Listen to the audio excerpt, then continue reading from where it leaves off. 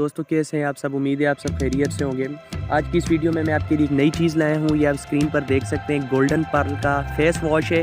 ये इसके ऊपर लिखा हुआ है ऑयल कंट्रोल। ये देखिए, ये लेमन, एलोवेरा और योगर्ट, ये तीन चीज़ों का जो है वो मिक्सचर है। लीमू, एलोवेरा जिसको हम अपनी ज़बान में कोरगंदल कहते हैं, और योगर्ट और दही, इन तीन चीज़ों के मिक्सचर से ये बनाया गया है। तो जिन लोगों को अच्छे फेस वॉश की तलाश रहती है तो वो ये वाला फेस वॉश लाजमी ख़रीदें और इस्तेमाल करें, क्योंकि मैं ख़ुद भी इस्तेमाल करता हूँ। इससे आपके चेहरे को तरोताज़गी मिलेगी, आपका चेहरा बिल्कुल साफ़ हो जाएगा। अगर किसी की स्किन ऑयली है, उसके चेहरे पर ऑयली फील होता है, तो इसके लिए ये वाला जो फेस वॉश है वो बहुत ही बेहतरीन है।